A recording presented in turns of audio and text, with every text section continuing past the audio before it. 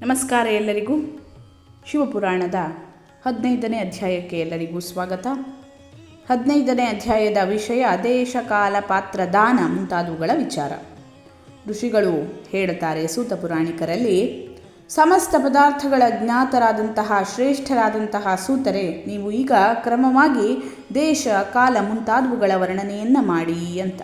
ಆಗ ಸೂತರು ಹೇಳ್ತಾರೆ, ಹೇ ಮಹರ್ಷಿಗಳೇ, ದೇವಯಜ್ಞ ಮೊದಲಾದಂತಹ ಕರ್ಮಗಳಲ್ಲಿ ಶುದ್ಧ ಗ್ರಹ ಸಮಾನವಾದಂತಹ ಫಲವನ್ನು ಕೊಡ್ತದೆ. ಅರ್ಥಾತ್ ತನ್ನ ಮನೆಯಲ್ಲಿ ಮಾಡಿದಂತಹ ದೇವಯಜ್ಞವೇ ಮೊದಲಾದ ಶಾಸ್ತ್ರೋಕ್ತ ಕರ್ಮಗಳು ಫಲವನ್ನು ಸಮಾನ ಮಾತ್ರದಲ್ಲಿ ಕೊಡುವಂತಹವು.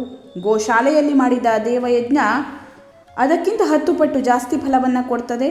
ಹಾಗೆಯೇ ಜಲಾಶಯದ ತಟ ಅದು ಗೋಶಾಲೆಯಲ್ಲಿ ಮಾಡಿದಂತಹ ಪುಣ್ಯಕ್ಕಿಂತ 10 ಪಟ್ಟು ಮಹತ್ವವನ್ನು ಕೊಡ್ತದೆ. ಮುಂದೆ ಬೇಲ, ತುಳಸಿ, ಆಲ, ಅರಳಿ ವೃಕ್ಷದ ಮೂಲ ಹತ್ತಿರದಲ್ಲಿ ಇದ್ದಾಗ ಅದು ಜಲಾಶಯದ ತಟಕ್ಕಿಂತ ಹೆಚ್ಚು ಫಲವನ್ನು ಕೊಡುವಂತಹದ್ದು. ದೇವಾಲಯದ ತಟವು ಮತ್ತು 10 ಗುಣ ಜಾಸ್ತಿ ಫಲವನ್ನು ಕೊಡ್ತದೆ. ತೀರ್ಥ ಭೂಮಿಯ ತಟ, ಸಪ್ತಗಂಗಾ ನದಿಯ ತಟ, ಸಮುದ್ರದ ತಟವು ಇವುಗಳಿಗಿಂತಲೂ 10 ಪಟ್ಟು ಪವಿತ್ರವು. ಪರ್ವತ ಶಿಖರದ ಪ್ರದೇಶ ಸಮುದ್ರಕ್ಕಿಂತಲೂ 10 ಪಟ್ಟು ಪವಿತ್ರ. ತುಂಬ ಪವಿತ್ರವು ಯಾವುದೆಂದರೆ, ಎಲ್ಲಿ ನಮ್ಮ ಮನಸ್ಸು ರಥವಾಗ್ತದೋ, ಮನಸ್ಸಿಗೆ ನೆಮ್ಮದಿ ಸಿಗ್ತದೋ ಅಂತಹ ಪ್ರದೇಶ ಎಲ್ಲ ಕಡೆಗಳಿಗಿಂತ ಪವಿತ್ರ. ಇನ್ನು ಕಾಲದ ಬಗ್ಗೆ ಹೇಳೋಣವೆಂದರೆ, ಅದರ ತರತಮ ಭಾವದ ಬಗ್ಗೆ ಹೇಳೋಣವೆಂದರೆ, ಸತ್ಯಯುಗದಲ್ಲಿ ಯಜ್ಞ, ದಾನ ಮುಂತಾದ ಕರ್ಮವು ಪೂರ್ಣ ಫಲವನ್ನು ಕೊಡುವಂತಹದ್ದು. ತ್ರೇತಾಯುಗದಲ್ಲಿ ಅದರ 3/4 ಪಾಲು ಫಲ ಸಿಗ್ತದೆ. ದ್ವಾಪರದಲ್ಲಿ ಅರ್ಧ ಫಲ ಸಿಗ್ತದೆ. ಕಲಿಯುಗದಲ್ಲಿ 1/4 ಪಾಲು ಫಲ.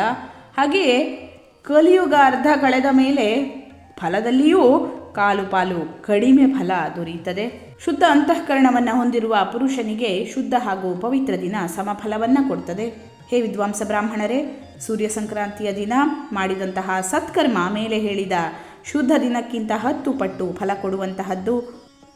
ವಿಷು ಅನ್ನುವಂತಹ ವಿಶೇಷ ದಿನ, ಈ ದಿನ ಬೆಳಿಗ್ಗೆ ಹಾಗೂ ರಾತ್ರಿ ಸಮಾನ ಕಾಲವಾಗಿರ್ತದೆ. ಈ ದಿನ ಮೊದಲು ಹೇಳಿದ ದಿನಕ್ಕಿಂತಲೂ 10 ಪಟ್ಟು ಪ್ರಶಸ್ತ.